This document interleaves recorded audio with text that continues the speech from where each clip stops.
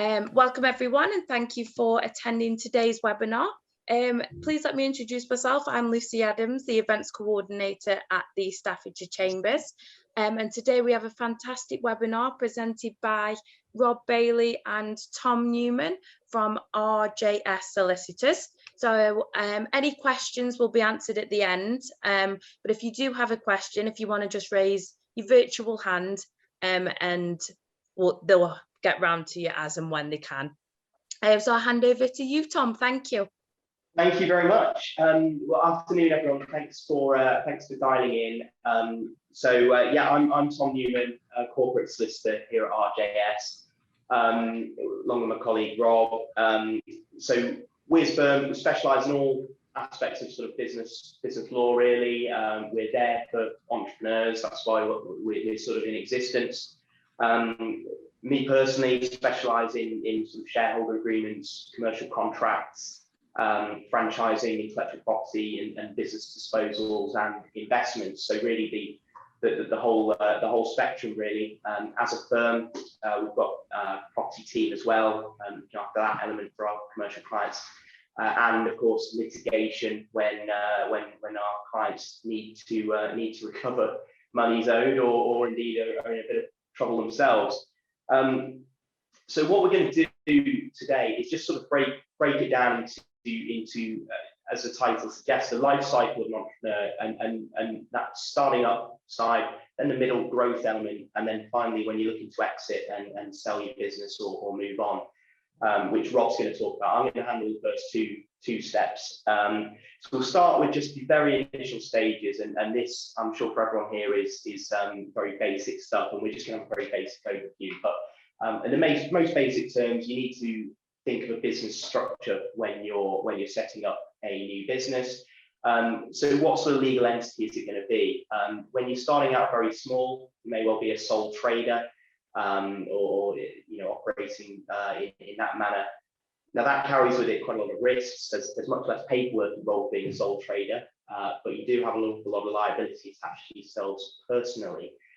The most common legal entity for a business is undoubtedly a limited company.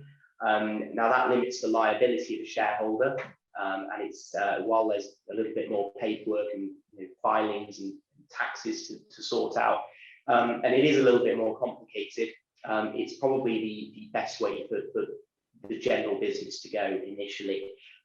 Setting up a company in the UK is very, very easy as a process. It costs 12 quid to incorporate one at Companies House. Any accountant or business solicitor can give you a bit of hand incorporating one and give you some basic advice before you do so. And at that initial stage, probably what I always recommend is you try and get yourself a very good accountant and somebody to talk to about what your vision for your business is. You can talk business plans, of course. Ultimately, you will need somebody who will help you with your tax returns, with doing your annual accounts and all of that sort of thing. And having a good accountant on board early will undoubtedly make that smoother. And you can talk initial financing with them, whether there's any good opportunities for things like startup loans or initial tax planning considerations. So really good to speak to probably an accountant in the first port of call when you're setting up. And obviously most good business solicitors, if you go to one, will also have a good contact list of decent accountants to recommend to as well. So the next consideration is really who you're going to go into business with, because that may change the dynamics of how you act initially. It might be that you're with family and friends who've got a very, very good relationship, and things can more or less be done on a trust element at the initial stages when you're just setting up and not have too much requirement for paperwork. If you've got an outside investor on board, you may well be required to enter into investment agreements and such like. I'll probably touch on that a little bit later when we talk about the growth stage. But you may well need to think about taking some legal advice if such an agreement is put in front of you and you've got outside money coming into the company initially. Throughout this talk to you that the business structure is a limited company rather than a sole trader or an LLP or something, but often the principles would be quite similar for some of the business elements that we're going to talk further on. So next step, this is the sort of, I guess, the really fun part for, as a business advisor, like we like to see ourselves, is helping people at that growth stage and where they're building the business up. Maybe money is starting to come in, the product's doing well, and the profit's coming in. So we're now going to talk about the sort of key elements you want to put in place with the business to have it in a really neat and tidy place, so that as you move forward, you don't have too many loose ends to tie up. And you do find sometimes when you sell a company, things have been done a little bit slapdash in the past, and there's an element of having to tidy things up as you go along. And it's easier to get things right at that initial stage, or when you start to make money, and put things right on more of a piecemeal basis. So the thing I'd really recommend is every sort of business have a set of terms and conditions in place, or trading agreements with your customers and your key suppliers. It's all right initially to do things on a handshake, but if you start to have customers who you don't know quite as well, who are a little bit difficult about paying, you having a really good set of terms and conditions behind you is a really valuable asset. You do come across a lot of businesses that copy and paste terms and conditions online, or something from a competitor. I would generally advise against doing that, of course. They do need sometimes be a little bit bespoke. There's very different requirements if you're selling to consumers as opposed to other businesses, for instance. And it's worth just getting a professional to have a quick look at those for you. It's not just about getting paid, it's about protecting your liability if the product goes wrong, and what warranties you're giving. And it's also about what happens to the title to your goods, or things like that. If somebody hasn't paid, can you recover them if they haven't been paid up? So certainly one of the first things I'd look to do as soon as the business starts to make money is put in some proper trading agreements, particularly with your customers. And it really helps you to plan cash flow that way as well. Couple of other considerations. Employees, of course, as entrepreneurs, once the business is off the ground, you will no doubt have been working 24/7 to get that business into that position, because it's tough starting a company. There may well be a point where you need to take on a staff member or a couple of staff members to take the pressure off a little bit, or you just can't service all the customers you're getting on your own, and you need to take more of a strategic, visionary place in the business. Clearly, employment is a very heavily, it's a legally intensive area. It pays to get good HR support one way or another. There's a lot of considerations, a lot of legal protections are built in for employees, for good reason, it has to be said. But you may want to think about taking some advice at that point. So it's a requirement to have some legal, some written terms of employment with those employees. That's a proper requirement. You need to consider how you're going to look at the pensions and your requirements under pension legislation. And you might want to even look at incentivizing your staff and how you keep your really good staff on board. So there's a couple of ways of doing that, which you can discuss with your accountants or indeed your legal advisors. So do you want to grant them some kind of share option scheme, what we might call an EMI scheme, and that would maybe tie in your key employees on a more incentive-based business and give them a cut of any sort of final exit that you get at the end. And it's a really good way of getting good people to stay, not just hopping over to a competitor because they're going to get paid a few quid more in the short term. Once you've got to that position, the business is making money, you also potentially want to be thinking about protecting your own interests within that company. If you've got a couple of shareholders, we put a shareholders agreement in place. It's what we call a worst case scenario document, a bit like a will, but it deals with things like what happens if somebody's passed away, what happens if there's a massive falling out between the shareholders. We as a firm, we're dealing with a lot of shareholder disputes at the moment. I don't know why it seems to have happened recently, but we seem to be flooded with them.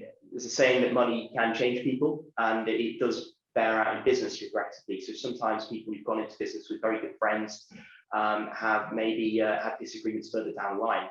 If you're in a 50-50 business relationship with somebody and there's a massive falling out, having a shareholder agreement actually gives you a bit of a roadmap for sorting out those differences and making sure that things can maybe be cleared up a little bit more easily and particularly more cheaply, because shareholder litigation is an expensive business. So decision making is a key element. You might want to put in place a sort of dividend policy at that point, once dividends start to become payable, and under what circumstances they become payable. And of course, succession planning. So as we touched on, what happens if one of the shareholders was to pass away? Should those shares automatically pass to their estate as they would under a will? In that case, you potentially have a spouse or children involved in the business to a significant extent, which might not sit well with the other founding shareholders. We can build in automatic transfer provisions whereby shares are automatically bought back by the company in those circumstances. Equally, if somebody just wants to sell their shares, should they be allowed to just sell it to a third party, or should they have to sell those shares, give a first option at the very least to the ongoing shareholders? And again, that protects that equity and stops outsiders coming in without the say-so of the ongoing shareholders, which is important for protecting the business. Not going to touch too much on sort of private client matters today, but obviously, if you've got a business that's going successfully, you haven't put in place things like wills and looked at various insurance policies, it's a very good time to look at that as well, because as the money's coming in, looking after those shares and what happens to them and the company going forward is an important consideration. Now, tied in slightly to shareholders agreements, we're also going to talk about what happens when you need some additional funding. Maybe the business needs to expand, take on new employees, take on a bigger premises. So two major ways of taking on further funding. One, of course, investment. So that would be tied most likely to an investment agreement, which looks very similar to a shareholders agreement. If you've got an investment coming in, clearly you're going to have to give away some equity, and it's how much decision making you're going to give away. An investor is very likely to want to have final say over certain key decisions in business, and you may find that is interfering too much with your day-to-day running. And getting an investment agreement checked over before a significant cash injection comes into the company is a worthwhile process, because just signing any odd bit of paper and getting the money can lead to long-term problems. You want to protect your rights as founders of a business and make sure that if the worst case happens, you can ultimately get those shares back one way or another, even if it involves finding some money to buy out that investor. The second way, of course, is institutional funding, from a lender. So we're talking predominantly banks. There are other lending vehicles, of course. Now they are likely to want some form of security from the company. That may well take a form of a charge over assets, for instance, a charge over your property, i.e. a mortgage, or a debenture over the company's shares, or indeed it might be a personal guarantee from yourselves as directors or shareholders. Now that would require legal advice, and the banks insist on legal advice for things like that. But it's worth considering again, going down that route of getting an outside lender in will take you from being a limited liability shareholder to somebody with quite a lot of liability potentially, because you're going to have a personal guarantee for a significant amount of money borrowed by the company. That means your own personal assets, including your house and everything else, is essentially on the line. So very much worth thinking about before you take that kind of funding, and just think through what security is the lender actually going to ask for.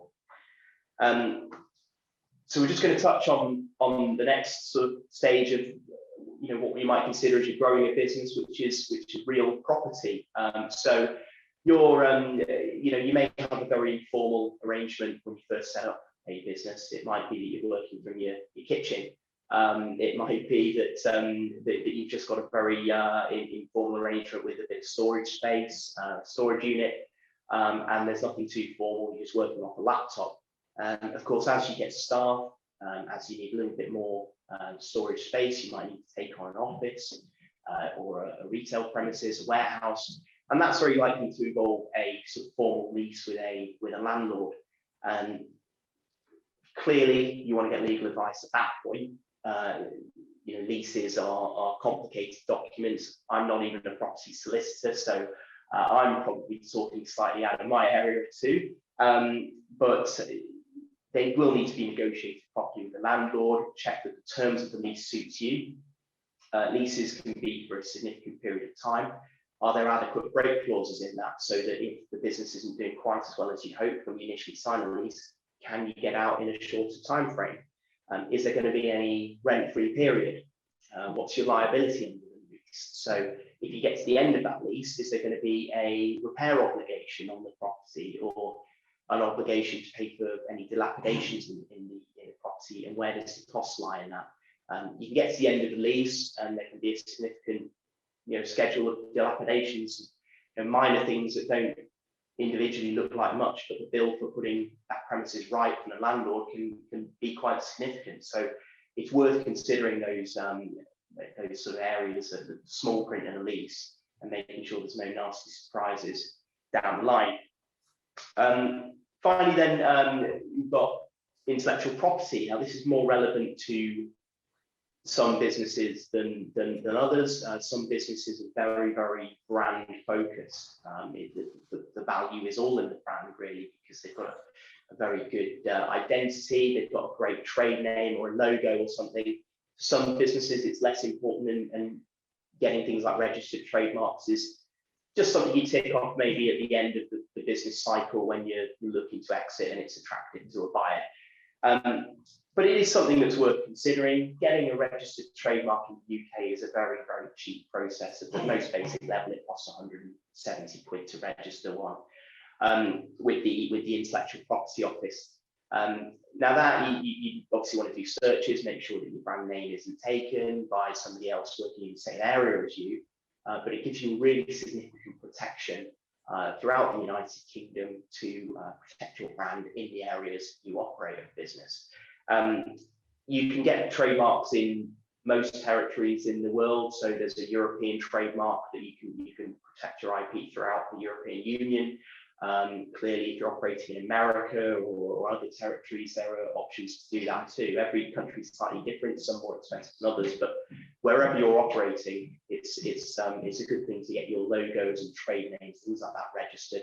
Gives you really good protection if somebody comes along and there is a little bit of a similarity between them and you and what you do and the logo you're using or whatever.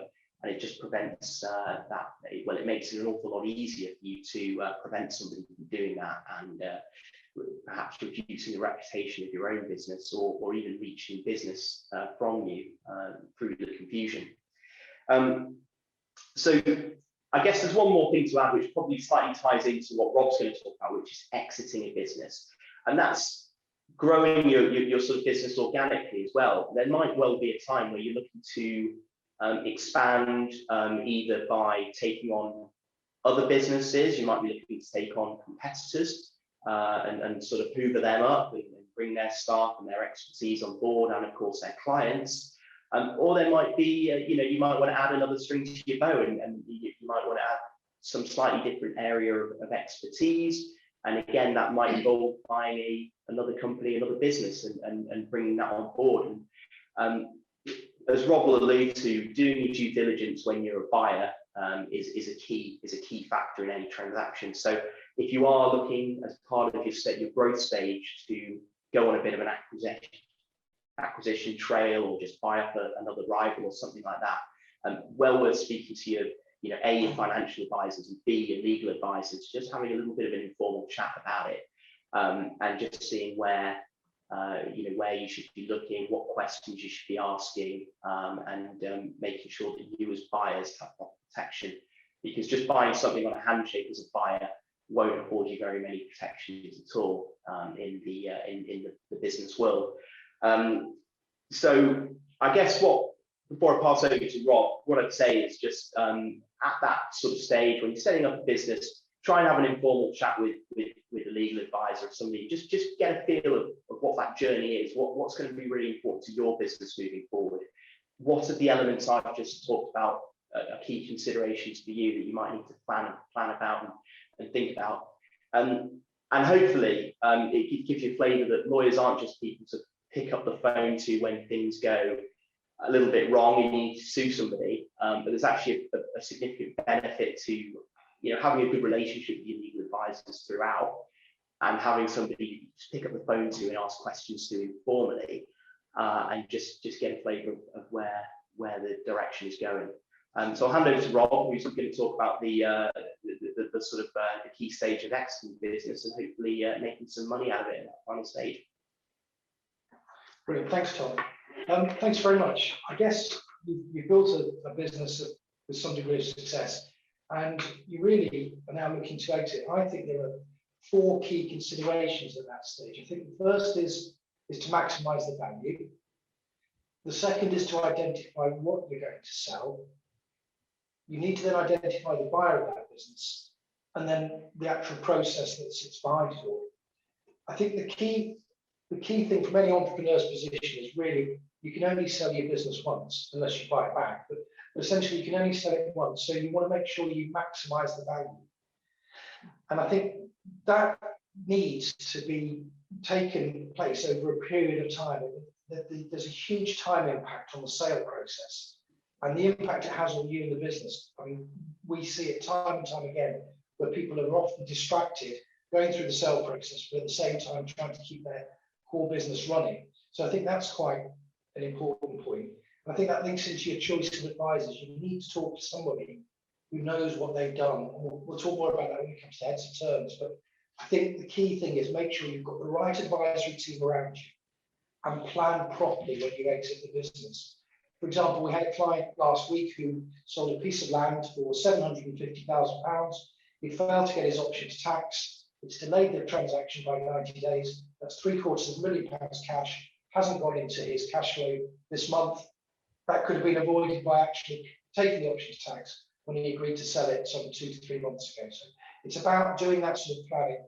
And then I think you also need to look at all the contractual arrangements the company has, make sure they're all tidied up, and review your balance sheet and look at your P&L. In those ways, you can actually maximise the net proceeds of sale by actually seeing what's relevant, what's core, what's on the balance sheet that should be on the balance sheet, and just spend a bit of time with the accountants and the lawyers planning that, tidying up process. The next question we often get asked is, what do you actually sell? Essentially, it's either shares or assets on the basis that we're talking more often about limited companies. And the difference is, if you sell shares, as I guess everybody around the table knows, is you'll sell the assets and the buyer will assume the liabilities. If you sell assets, you retain the liabilities. There are obviously very different tax considerations in those circumstances, and that's something that we need to consider to see what your net receipts will be. The next area of choice is who is actually going to be the buyer. Is it going to be a management team? Would it be private equity? Is it a trade sale? Maybe a listing or something on Crowdcube? Or are you actually going to hand it over to your family? The complexity of the transaction will depend upon the buyer, and the process will be determined by the amount of knowledge they need about the business before they do it. But also remember, you don't have to sell the whole of the business at the stage. Often people will be interested in buying a small stake. The actual process of the sale of the business is, I guess, fairly well rehearsed. And in my view, there are 3 key stages. There's the offer and exclusivity period, where you deal with the cost indemnity. There's due diligence, and there's the contractual stage. For me, the most important is the negotiation of the offer.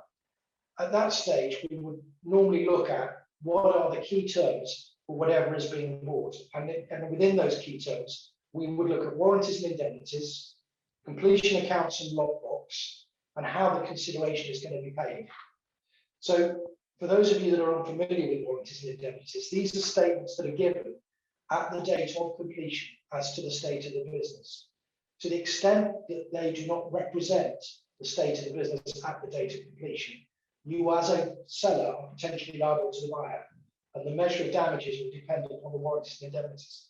So at that, we need to spend some time to work out where the risks are in the business. What issues can actually go to value? Is there a big claim pending?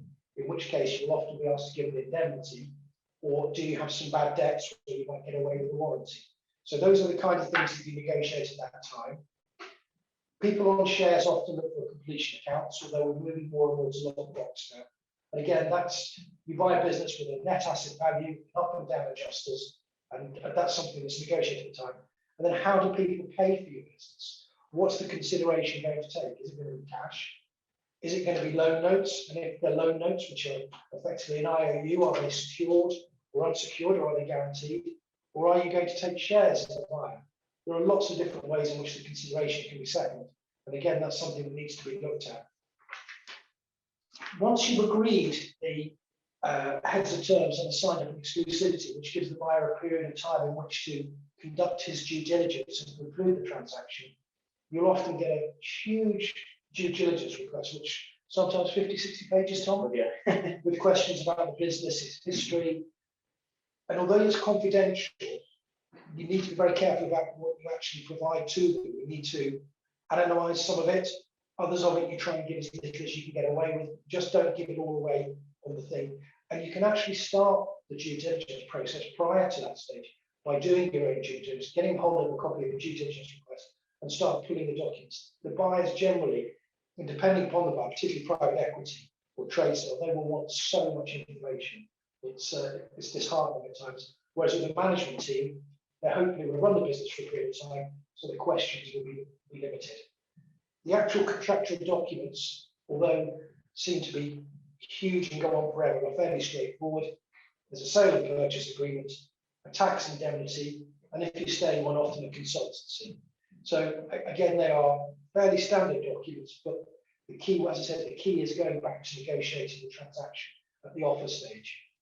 And I think the most important, one of the most important things is when you sell a business or you sell shares, you're often transferring an asset that qualified for business property relief, i.e. 100% tax relief on debt, into an asset that has no business property relief.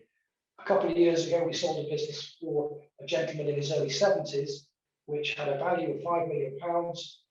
He then put £5 million into his taxable estate and immediately created a £2 million tax charge.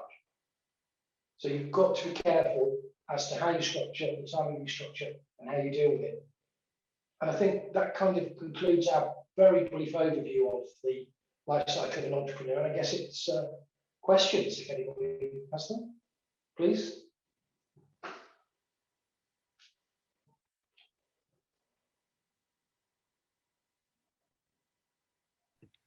Could I kick it off a little bit for you? David Rogers, I'm a sort of serial entrepreneur, I suppose. I have been. We live in strange times, don't we? COVID has adversely affected some businesses and others have got through it unscathed. I'm really thinking about whether now is a good time to be contemplating the sale of a business in these strange times, because if you have survived it, then in the marketplace, there is quite a lot of money around to buy businesses that are secure. And you could say, well, it's a good time to sell now, and maybe the multiples of earnings that arrive at the value of the business, for some businesses, are higher now than they've almost ever been. So it is a time of opportunity. And tax too looms, doesn't it? Because we're heading for a period economically where somebody's got to pay all these bills that have racked up. And yes, the economy needs to get stronger to generate more tax, but also the Chancellor is going to be raising taxes, and capital taxes amongst them, I guess. So do you sort of agree with my view that if you've got a business that's survived all this lot and you're minded to sell, now is not a bad time to sell? Do you have any feelings about that? Yeah, David, I do agree with you in a lot of ways. I mean, there's certainly, for one thing, I think there's a lot of cheap money available at the moment for buyers, and I think there's a lot of companies who are just going around saying, yeah, we can go and buy, and there's a lot of, I think, buyers out there, and if you market it right and you find the right sort of agents or people advertising your company sale, then absolutely. Generally, they may well want founders to stay on a little bit as part of a sale anyway, so it's not necessarily going to be a quick exit. I'd say you might not get quite as much for your company right now. If you were selling, it might just be moved down a little bit. There's the lifestyle element. I think entrepreneurs have had a heck of an 18 months. Anyone running a business has had a real difficult time of it, and there may well be that point where people are just, let's take some money and retire or get out or do something else with our lives. And there is that consideration. That's always a consideration. Lifestyle should always come into this, frankly. One thing I'd say, deferred consideration. If you're going to have your company bought off in a sort of with staged payments, and there's a lot of money left on the table for 18 months, 2 years, something like that, there is that worry about whether the buyer will still be good for it, because undoubtedly there may be tough times ahead in the next year or so, and you want to have the right security in place for any deferred consideration. It's a worry at the best of times, having too much consideration left on the table, but particularly times like this where you are a little bit concerned about who's going to make it through. And tax, yeah, Dave, you're spot on. Every time we come up to a budget or an autumn statement, it's a busy time for us in a corporate team, because there's always these rumours flying around that the Chancellor will tweak something, whether it's entrepreneurs relief or capital gains has been the big one. That was certainly a big rumour at the last budget, which didn't happen, thankfully, but it led to a couple of late nights for us. And again, there's a lot of rumours still swirling around about that. I think the word seems to be that he's going to go for it at some point. It's just whether he goes for it in short term or in the more medium term. But certainly, it's always worth having an accountant who's maybe got their fingers on the pulse of where they think that the tax is going to go. Have a chat with them, and if you think it's going to change, try and get the deal done quickly. I think it's a good time to review your business. I think you've come out of a very difficult time, and I think now's the time to actually sit down and look at all the elements that Tom spoke about, because if you do those right, I think it will have a massive impact on the value of your business. If you've got a trading name and you've not registered it, register it. Are you making the right pension contributions? Are you selling your property to your pension fund? What do you want to achieve? I think it's the first thing. Where do you want to be? And I think maximising the value of your business can be looked at by how you reward your people. Have you opted to tax on your properties? When was the last time you increased the rents on properties you rented out? Is there a dilapidation there? Have you missed rent review positions? There's so much that you could look at across your whole asset base at this precise moment in time. You can add some significant value and some tweaking. And I think there will be some reductions in value to the last quarter this year and next year as part of the government aid drops out. But if you've got your business in a strong position, you'll be in a good position to buy. And I think that's an option as well. So it's not just about exiting the stage, potentially getting yourself into a good position to buy and to do some deals then.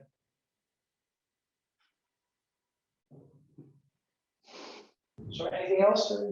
Bored you silly or?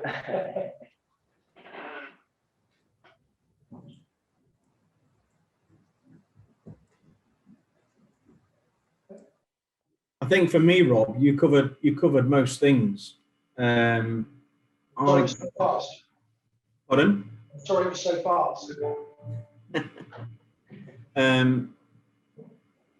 Yeah, I mean, I can't really think of any questions that I think that be pertinent for the group. But yeah, I think you covered most bases there. I think this is more about people that are in a position or want to be in a position to sell their businesses and move forward. Agreed? I think the key thing is that the business is a constantly growing animal, and it needs constantly looking at as sort of an owner. It never stops, and there's always something you can do. There's always some way you can make it better. I think that when you come to sell, make sure that you've got yourself in the position you can do it.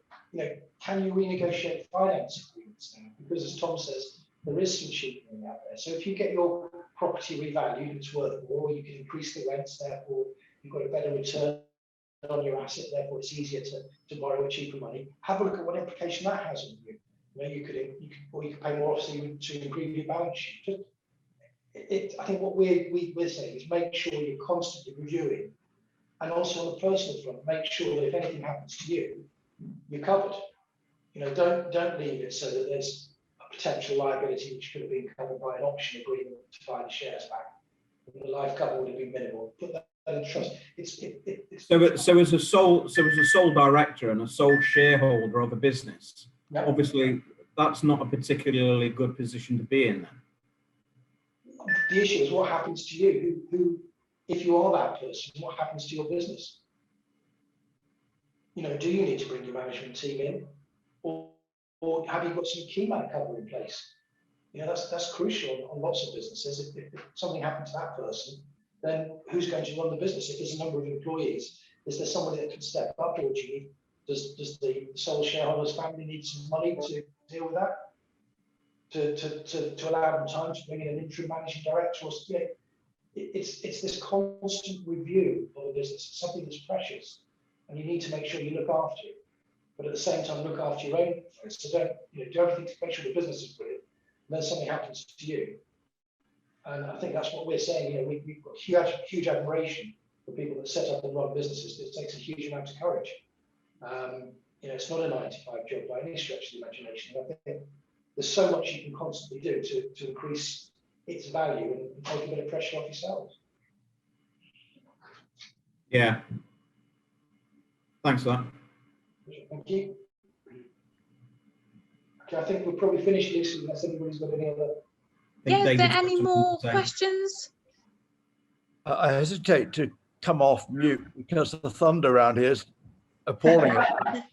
Just trying to keep the dogs quiet. The only thought I had was that if you've got a business of a certain size, you get a lot of approaches from intermediaries and companies that will help you do this. How big do you have to be?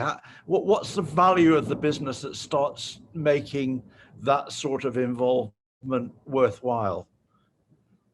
I think a lot of news agents sell via intermediaries who take 12 or 15% of the sale proceeds. I think it depends on the business, really.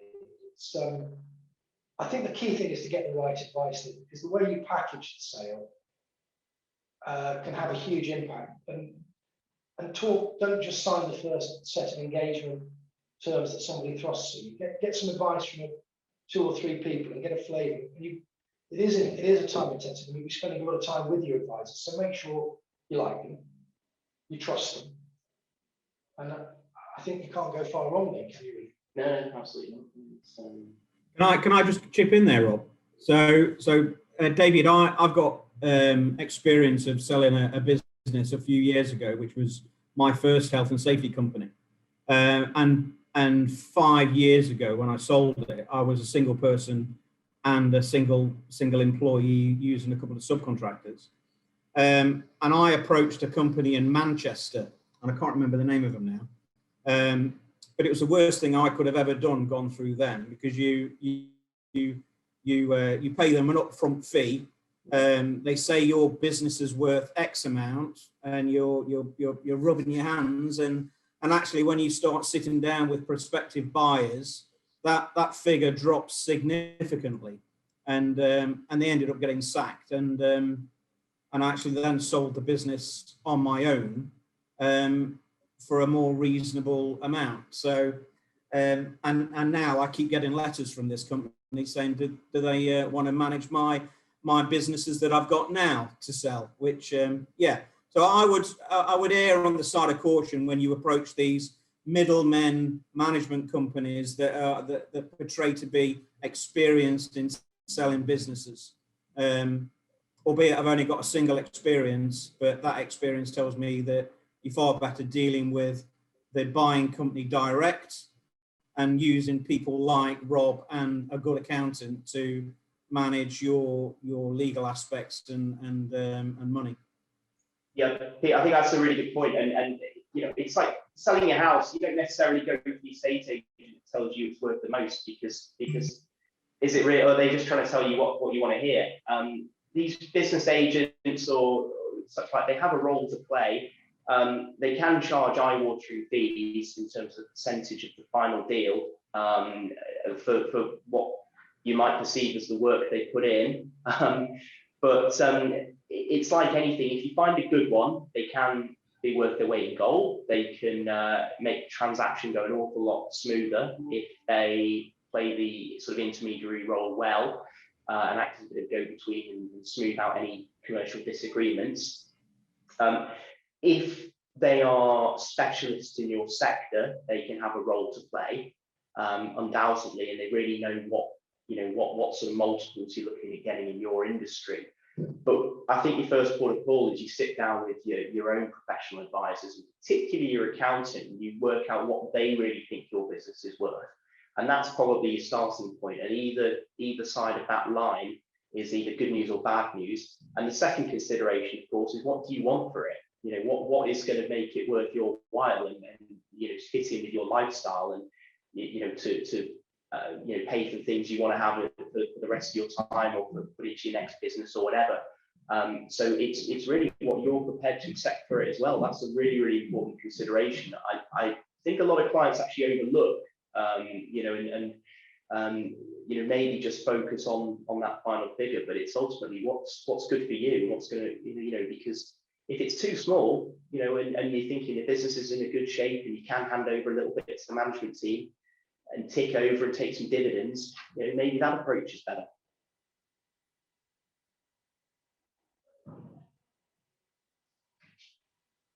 Yeah, I mean, I agree with Tom. It's there is not one size fits all. It depends on your business, depends on you, depends on where you want to be and what you want to achieve. And I think that's if we get nothing else across this afternoon, is you are in a strong position. It's your business. Somebody else wants it. So make sure you've had a good and hard think about what you want to achieve first of all, and then the process can work around that. Never underestimate what you've achieved. You started something. Sometimes it goes well, sometimes it doesn't. But people all the time, when things don't go well, start again, and you learn from the lessons, and often they have very successful businesses from the second time. But determine what you want. I think that's the starting point. The only other bit I would mention is that you've got to have patience as one of the attributes when you're doing anything like this, so that if you are going to take on board an intermediary, then interview 2 or 3 of them before you decide, and don't get rushed into doing a deal at any cost without thinking through tax implications in particular, but all sorts of other implications as well, because it's tricky and it's a bit like selling your house. It's probably one of the most emotional times of your life, and it's very difficult to manage those emotions. And maybe people like Rob have got to have in their repertoire managing the emotions of their clients, because it is difficult, it is tricky, and it is very easy to move faster than you should in an ill-prepared way and regret it later. So patience is the big thing for me. I mean, it's often like losing a member of your family when you sell your business. So you've got to get yourself mentally prepared for that as well. It takes time to recover because there's such a fundamental change in your lifestyle, essentially. So it's something that you live and breathe, and all of a sudden you wake up the next morning and there's nowhere to go. apart from the Caribbean to spend your ill-gotten gains. Okay. Have we got? Oh, sorry. Have we got any further questions? Don't think so. No. That's perfect. Well, thank you both for presenting today. It was fantastic. We will be sending across a PowerPoint to everyone who's attended today, which will be sent after the webinar's done. If I could just take a minute of your time just to fill in this quick questionnaire, which I'm just launching now, and then everyone's free to go afterwards. So thank you for joining.